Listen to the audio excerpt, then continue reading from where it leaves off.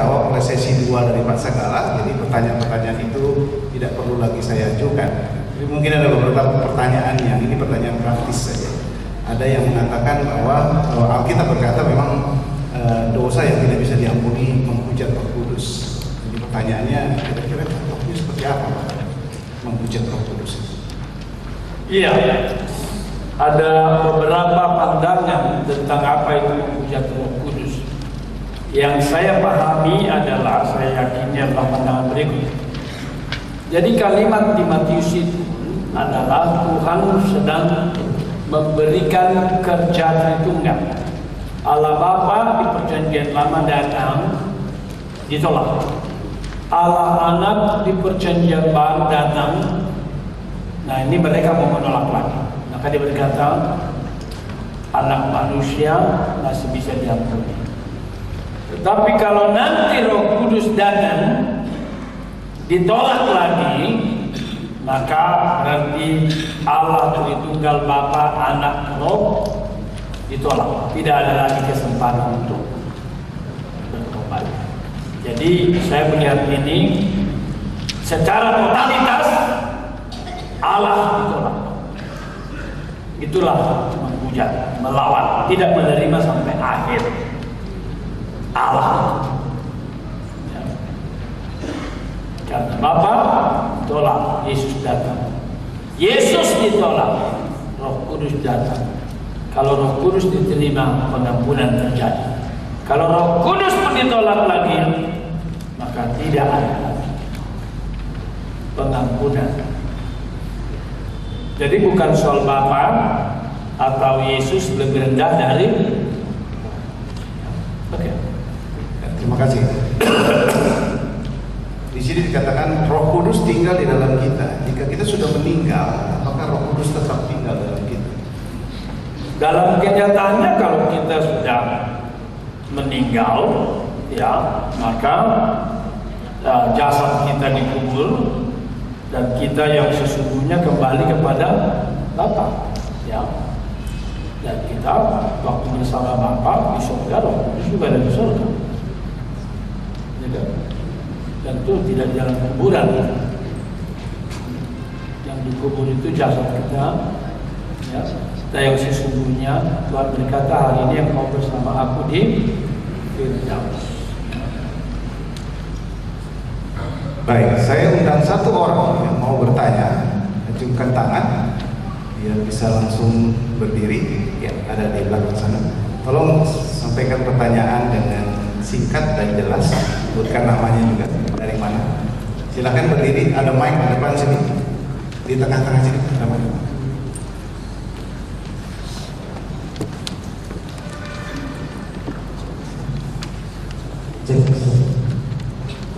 Terima kasih. Nama saya John Demosi Lalani. Saya hanya bertanya, kenapa di Indonesia ini banyak pendeta yang sudah murtad atau tidak agama, padahal di Alkitab sudah diajarkan mengenai Roh Kudus. Apakah mereka lemah dengan penerimaan Roh Kudus itu dari Alkitab? Terima kasih saja. Baik, terima kasih. Langsung. Mungkin pertanyaannya karena singkat, saya mau undang satu lagi, kalau boleh. Singkat saja. Mungkin ada tiga. Oke. Satu lagi sana. Ya. Langsung aja ke arah lain. Langsung aja ke arah lain. Jadi kalau mantri singkat-singkat ya. Terima kasih. Itu sudah membahas tentang Lebih keras. tadi kita sudah membahas tentang karunia berbahasa roh, berbahasa lidah. Jadi yang saya mau tanyakan, apakah benar-benar bahasa lidah itu sampai saat ini masih ada gitu? Karena saya bingung. Ada sebagian sebagian pandangan mengatakan itu ada lagi sebagian tidak ada lagi gitu. Terima kasih. Namanya siapa tadi? Gitu.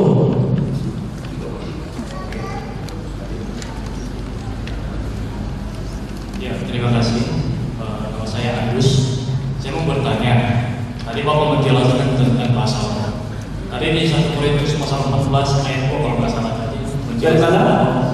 Di 1 Korintus pasal 14 ayat 2. menjelaskan tadi bahwa bahasa roh itu tidak bisa dimengerti oleh manusia. Nah, yang saya mau tanya di situ, bagaimana kita menanggapi di surat Lukas di Kisah Para Rasul pasal 2 ayat 4, ketika Roh Kudus turun ke atas mereka sehingga mereka bisa berbahasa lain dan orang-orang di situ juga bisa mengerti bahasa itu. Nah, yang saya tanya, bagaimana kita bisa menanggapi hal seperti itu? Terima kasih. Jelas, terima kasih. Oke, baik. Saya jawab yang terakhir. Siapa namanya tadi? Bro? Agus ya. Jadi ini pertanyaan yang banyak ditanya. Nah, bagus ini ditanya, terutama yang belajar teologi ya. Jadi 1 Korintus 12 itu glosolalia, bahasa lidah. Tapi Kisah 2 ayat 4 itu bukan bahasa lidah, bukan glosolalia, ya, tapi bahasa lain. Dalam bahasa Yunani diterjemahkan heterais glossais, ya. Saya baca ya. Kisah 2 ayat 4.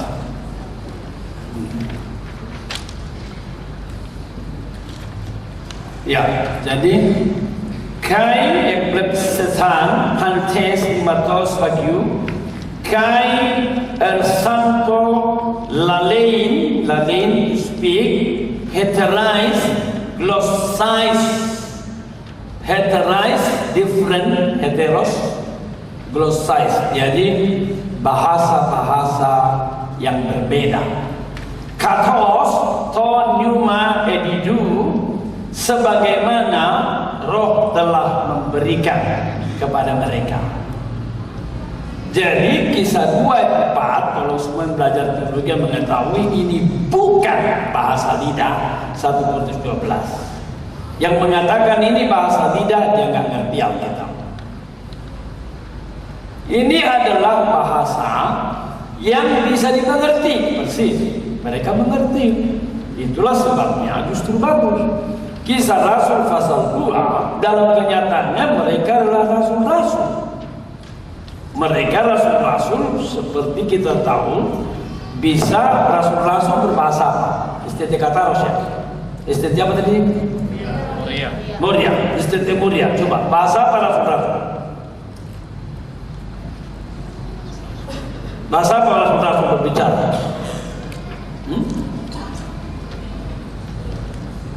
Bahasa apa rasul-rasul berbicara? Ya bahasa Yahudi lah kan, bahasa sehari-hari mereka. Ya, kalau Yesus pakai bahasa Aramaik, ya. Nah, padahal yang hadir di sini kalau perhatikan, ya, dikatakan begini, ayat yang ke-8 Kisah 2. Bagaimana mungkin kita masing-masing mendengar mereka berkata-kata dalam bahasa kita sendiri, yaitu bahasa yang kita pakai di negeri kita. 1. Bahasa Parsia. 2. Bahasa Media. 3. Bahasa Elam. 4. Bahasa Mesopotamia. 5. Bahasa Yudea. 6. Kapadokia, Pontus, Asia, Frigia, Pamfilia, Mesir, Arab, Kirene, itu Kreta, ya. Baik orang Yahudi maupun agama Yahudi, orang Kreta, orang Arab, dan orang Arab. Jadi mari kita ingat baik-baik. Orang pertama menyebut Allah, orang Kristen di Arab atau orang Islam di Arab? Jawab baik-baik. Siapa lebih pertama menyebut Allah di Arab? Orang Kristen di Arab atau orang Islam di Arab? Orang Kristen. Abad pertama ini orang Arab menyebut Allah, Allahu Akbar. Sampai sekarang Islam baru muncul sesudah Pak Muhammad yang terhormat lahir, kan? Abad ke-6. Jadi 6 abad sebelum Islam menggunakan Allah, orang Kristen sudah menggunakan Allah. Itu sebabnya pejabat Malaysia itu kurang baca-baca. Dia berkata, back to your Bible, don't use The term Allah dan belong to us. Waktu saya lihat yang YouTube itu, saya dikirim kawan, dalam hati saya, ini susahnya kalau bertemu sama orang bodoh. Kita doakan lawan kita itu banyak orang pintar. Nurholis Majid, pakar Islam, dia sendiri mengerti. Lebih dulu menggunakan istilah Allah itu Kristen, karena lebih dulu ada Kristen jabat pertama daripada Islam jabat keenam. Mari kita tepuk tangan. Di sini dia masalahnya, ketika ada kelompok anti nama Allah di Indonesia, bodoh lagi. Bodoh lagi, kebodohan lain lagi. Di satu sisi kita bersyukur nama Allah dipadankan dengan Theos, God. Tapi di sisi lain ada orang melawan nama Allah dan mereka bilang itu ilmiah. Kasihan mereka. Jadi sekali lagi, Agus, kisah 2 itu bukan soalnya. Itu bahasa yang dimengerti. Itu berarti mujizat, berarti Gus ya. Berarti ini juga para ahli ini berbeda. Apakah rasul-rasul yang biasa berbahasa-bahasa Palestina itu waktu itu bisa mendadak bicara belasan bahasa, atau sebenarnya mereka bicara bahasa mereka, tapi Allah mengerjakan mujizat kepada pendengar? Karena perhatikan ayat 8. Bagaimana mungkin kita masing-masing mendengar? Makanya ini para ahli tetap belum sepakat. Dan memang nggak bisa memastikan sampai nanti kita pulang ke surga. Yang terjadi yang mana? Mujizat rasul-rasul berbicara bahasa mereka, atau mujizat Allah membuat mereka mendengar bahasa rasul-rasul dalam bahasa mereka. Mujizat dalam pendengaran kayak terjadi, atau mujizat dalam berbicara. Tapi yang jelas ini tidak sama dengan 1 Korintus 12 ya. Bagus ya, saya harap cukup jelas. Lalu apakah bahasa lidah masih ada? Oh, saya harus mengatakan ada. Sekali lagi kita ini belajar biblika, jangan kita lebih tahu dari Alkitab ya. Kalau kita baca di dalam Alkitab, coba kita baca 1 Korintus berapa? Bahasa roh akan berhenti, nubuat akan berakhir. 1 Korintus 12 ayat 13 ayat. Ya, seingat saya juga ayat 8 ya. Kasih tidak berkesudahan, nubuat akan berakhir, bahasa roh akan berhenti, pengetahuan akan lenyap. Sekarang saya tanya, apa dikatakan di sini bahasa roh sudah berhenti? Tidak dong. Kasih tidak berkesudahan, sampai kita di surga harus melakukan kasih. Nubuat akan berakhir. Buat apa lagi bernubuat di surga? Tapi sekarang masih bernubuat dong orang. Lalu bahasa roh akan berhenti, tapi belum. Ya, bagi gitu tadi ya. Jadi gitu, kalau ada dari aliran tertentu, saya coba menebak ini aliran apanya yang mengatakan tidak lagi bahasa lidah. Itu salah dari segi biblika dan salah juga dari segi pengalaman. Karena apa? Banyak hamba Tuhan yang sejati sekarang masih berbahasa. Gitu. Makanya tadi waktu kita belajar di sini, sikapnya jangan menolak, jangan melarang, jangan mengajarkan. Ujilah. Jadi kita terbuka. Saya mau kalian berbahasa lidah, silakan. Kalau Tuhan kasih. Waktu kita persiapan kemarin saya berkata, saya pernah 1 kali berbahasa lidah. Saya senang banget. Tapi tiba-tiba saya bangun, mimpi ternyata. Iya. Ternyata mimpi. Jadi saya pernah berbahasa lidah dalam Tapi saya punya beberapa kawan baik, sungguh-sungguh dia berbahasa lidah. Jadi mana mungkin saya menolak bahasa lidah, ya gitu ya. Mengapa pendeta murtad pindah agama? Saya nggak bisa ngerti kok orang bisa meninggalkan imannya. Nggak ngerti. Saya sangat menikmati Ibrani 10. Coba baca. Jadi kalau ada saya lihat di YouTube pendeta meninggalkan Kristus, saya kasihan sama dia. Ada itu orang Batak siapa itu, tapi waktu saya lihat dia berceramah mewakili yang mualaf, saya pikir sampai sekarang enggak lo kayak preman, sudahlah seperti itu. Ibrani 10, kita baca Ibrani 10. Janganlah kamu meninggalkan imanmu. Ayat 35, 1, 2, 3 ya. Sebab itu janganlah kamu melepaskan kepercayaanmu karena dasar. Nah perhatikan ya, seruan ini muncul di tengah-tengah kesulitan. Saya baca ayat 32. Ingatlah akan masa yang lalu, sesudah kamu menerima terang, kamu banyak menderita oleh karena kamu bertahan dalam perjuangan yang berat. Di belakang ada buku saya, mengapa ada penderitaan. Ada sekelompok aliran teologi di Indonesia berkata orang Kristen yang benar tidak bakal menderita. Kalau dia mengalami penderitaan, berarti dia tidak benar Kristennya. Itu diceramahkan oleh Aristo Purboaji, kalau nggak salah anaknya Pariaji dari gereja Tiberias. Waktu saya dengar dia ceramah itu di Pelita Kasih, langsung saya ceramah. Berapa waktu kemudian saya ralat dia. Kiranya Anda masih dengar ceramah saya. Saya bilang Anda salah. Karena dia berkata begini. Pertama, Allah itu maha kasih, maka dia tidak mau kita susah. Yang kedua, Allah itu maha kuasa, berarti dia sanggup menjauhkan kita dari segala susah, penderitaan dan penyakit. Kecuali kita berkata Allah maha kasih tidak maha kuasa. Dia mengasihi tapi nggak sanggup. Tapi dia maha kasih juga maha kuasa.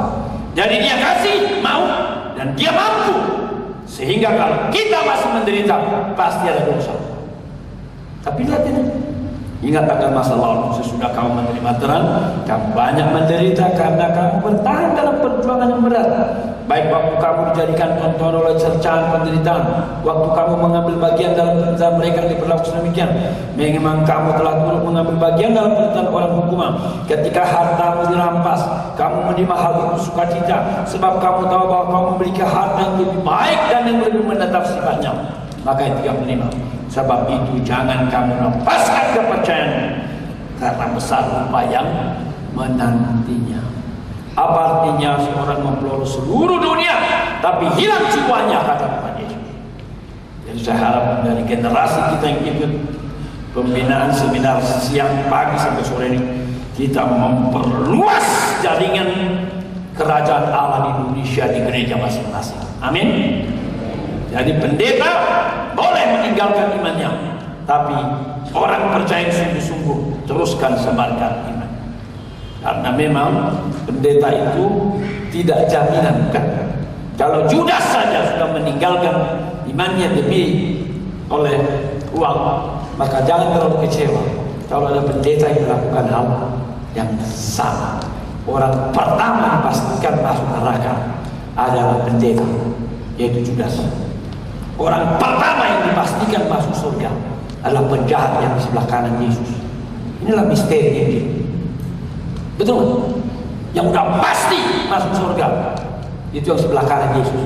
Dari mana saya tahu? Kan Yesus ngomong, amin, amin, dia kuhumin.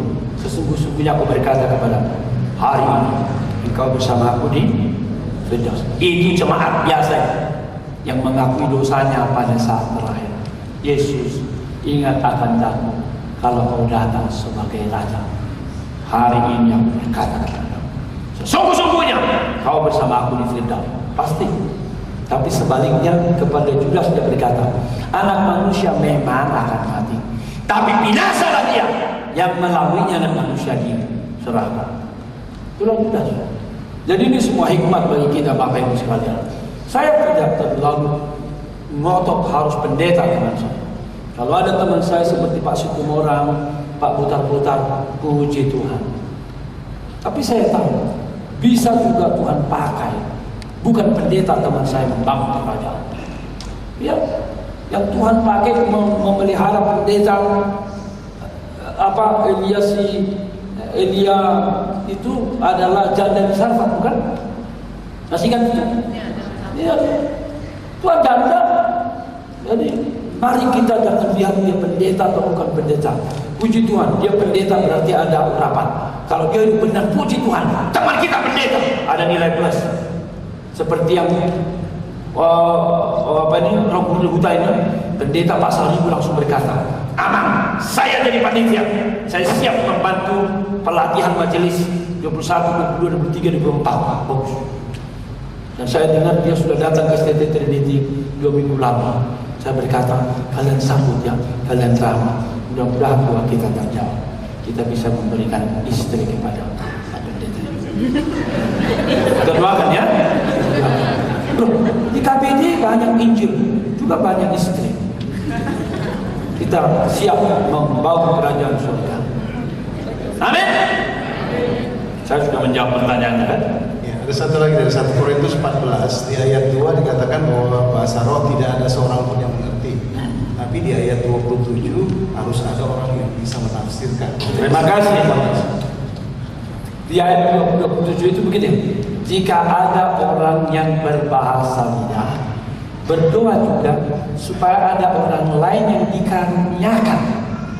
Jadi orang berbahasa lidah, Roh Kudus memberi supaya tidak kacau bahasa ini. Paulus berkata, berdoa juga supaya ada orang lain yang dikaruniakan bisa menafsirkan. Jadi berbahasa lidah itu karunia, menafsir pun karunia. Nama saya Tulus Belum dari Ketaros.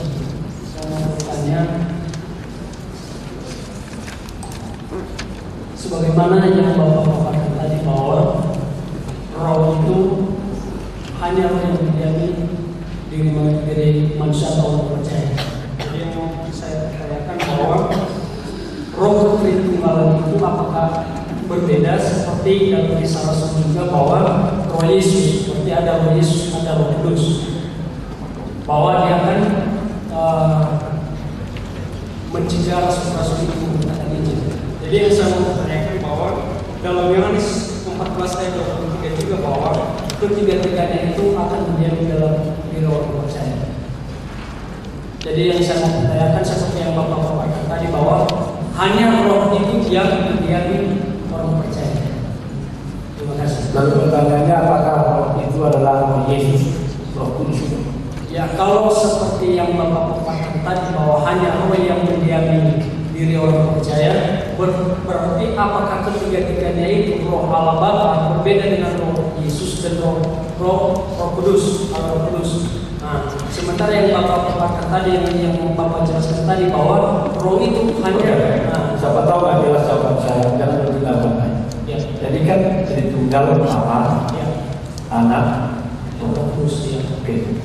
Roh Kudus itu ya Yesus juga. berarti sama. Ya, Roh Kudus Roh Yesus, Roh Kudus Roh Bapa juga. Jadi oknum roh ini yang tinggal di dalam kita, itulah oknum Tritunggal. Tapi dia tidak bisa dipisahkan dengan Yesus dan Bapa. Makanya tadi kalau baca Kisah Rasul 16, Roh Yesus mencegah mereka. Padahal dalam surat Roh Kudus kan, jadi di situ secara eksplisit Roh Kudus itu sama dengan Roh Yesus. Seperti itu sudah ketiga-tiganya dalam Kisah Rasul itu. Ya, Roh Yesus itu sudah. jadi Roh Yesus sama dengan Roh Kudus. Sama. Tadi berkali Kisah Rasul 16 kita baca. Jadi interchangeable, bisa saling menukarkan. Roh Kudus dan Roh Yesus bukan dua yang berbeda. Jadi ketika orang percaya bertobat itu, yang mendiami dirinya itu Ya, Roh Kudus, Roh Kudus itu Roh Yesus itu. Roh dari apa itu? kesemuanya. Bukan semua, satu roh. Karena Bapa, Anak, Roh Kudus. Nah, yang tinggal dalam kita, Berarti Bapa sama Yesus tidak tinggal di dalam kita. Tidak ingat. Bapa dan Yesus ada di surga.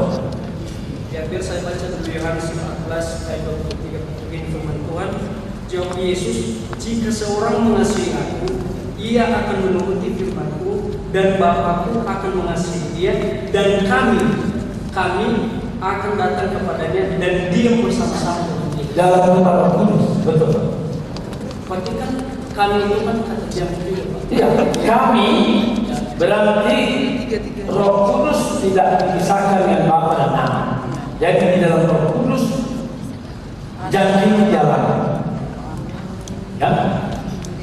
Jadi kalau Anda sudah clear tentang tritunggal, tidak ada masalah ya. Tapi kalau belum clear tritunggalnya jadi masalah. Jadi tidak pernah. Sekarang saya tanya ini, ya, Yesus yang dibaptis itu siapa? Yesus. Yang berbicara itu siapa? Allah Bapa. Yang turun seperti burung merpati siapa? Roh Kudus. Itu jelas ya. Jadi yang dibaptis bukan Bapa ya. Yang dibaptis bukan Roh ya. Nah, kalau sudah jelas kan sudah. Ya, sudah jelas. Jadi yang tinggal di dalam hati kita adalah Roh Kudus yang turun seperti burung merpati. Kalau kau bisa terima itu ya, kami akan diam bersama dengan dia betul. Dalam janjinya dalam bentuk wujud Roh Kudus. Yesus tidak tinggal dalam hati kita. Yesus sekarang ada di surga. Kita sedang menantikan kedatangannya kali kedua. Oke? Baik, terima kasih pertanyaan itu.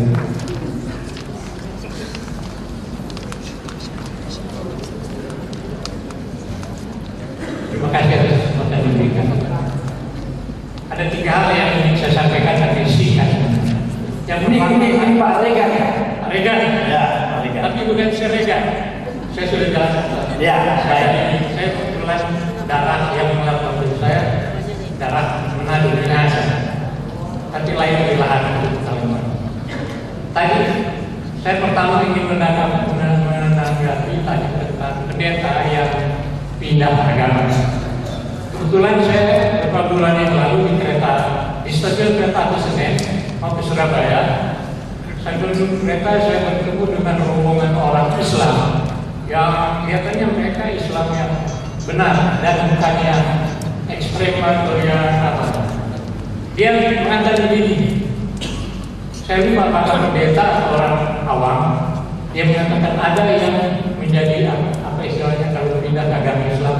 Malah saya hanya sedikit belum langsung bereaksi, tapi kira-kira beberapa detik apakah ini mungkin Roh Kudus yang mengatakan pada saya tidak tahu. Tapi jawaban saya, komentar saya begini, Pak, kalau orang yang tidak agama itu berarti dia tidak yakin benar tentang agamanya. Itu aja saya. Apakah benar saya jawab saya ini? Nah. Ya, kalau dia yakin nggak benar apa? Ya. Bapak benar. Kemudian yang kedua, ini mengenai diri saya. Pertanyaan saya dilahirkan dari rahim atau dari ayah dan ibu yang sudah Kristen, orang Manado pada umumnya. Sudah berapa ratus tahun dia berdiri di Minahasa. Saya tidak tahu HKBP lebih dulu atau lebih dulu, saya tidak tahu. Tapi yang saya tanyakan, jadi saya lahir dari keluarga Kristen. Pertanyaan saya, apakah saya sejak masih dalam kandungan dan seluruh perjalanan hidup saya sampai sekarang ini saya bisa bertemu dengan semua yang berupa dengan Bapak pembicara. Apakah ini pimpinan Roh Kudus? Maksudnya sejak saya dalam kandungan ibu sampai dilahirkan, saya sudah melewati berbagai macam perkembangan negara kita. Saya pernah, kebetulan saya anggota Angkatan Laut, pernah dikirim sekolah 3 bulan di Amerika, kemudian pergi ke negeri Belanda waktu negara kita beli kapal perang di sana tahun 78-79. Dan sebenarnya sampai saya berada di sini, apakah ini saya masih dalam kandungan ibu? Apakah sudah ada Roh Kudus di dalam diri saya sampai saat ini? Itu pertanyaan saya. Oke, baik. Dan kemudian yang ketiga Pak, kebetulan sudah saya tulis di kritik dan saran mengenai tadi yang barusan sebelum saya. Jadi saran saya di sini ada kritik dan saran. Firman topik apa yang ingin dibahas, yang lain-lain tema topik yang saya usulkan tentang Tritunggal Allah seperti tadi yang disampaikan oleh tadi. Jadi itu tiga hal yang saya sampaikan dan terima kasih. Terima kasih Pak Rega. Terima kasih. Terima kasih. Iya. Berarti pertanyaan yang terakhir itu kita baru saja bahas Pak. Seminar Allah Tritunggal baru saja selesai. Iya. Ya, jadi kita terus berpindah-pindah temanya. Soteriologi pernah, kristologi juga pernah, Injil dan adat juga pernah. Lalu apakah Roh Kudus yang memimpin saya sejak kandungan? Semua yang benar yang Bapak alami itu Roh Kudus pimpin. Ya dong. Tapi kalau Bapak ada dosa dan lain sebagainya pasti bukan Roh Kudus. Ya. Iya, ini udah berdiri Bang, jadi silakan cepat saja. Terima kasih. Di sini saya mau bertanya antara masa perjanjian lama dan perjanjian baru itu terjadi. Di situ disebut masa ke-8. Di situ Allah tidak berbicara, tidak berfirman. Nah, bagaimana dengan karya Roh Kudus ini? Seolah-olah terjadi missing di situ. Bagaimana bisa menjelaskan ini? Terima kasih. Antara perjanjian lama dan perjanjian baru ada masa vakum Mas begini. Lalu bagaimana pekerjaan Roh Kudus? Roh Kudus tetap bekerja. Ya, cuma catatan kita tidak punya. Ya, kita punya Maleakhi perjanjian lama.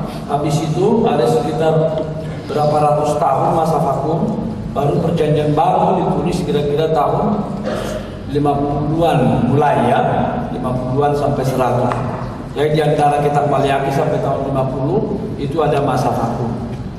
Ya. Apakah Allah bekerja? Saya sangat yakin Allah bekerja. Kalau tidak dunia ini kacau balau. Cuman kita tidak menemukan nubuatan teks-teks seperti Kejadian sampai Maleakhi. Baru kemudian di ini.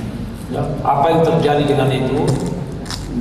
Itulah masa spekulasi yang disebut intertestamental. Ya, ini pertanyaan dulu kayaknya. Baik, rasanya kita sudah dapat semua pertanyaan sehingga kita bisa akhiri sesi tanya jawab ini.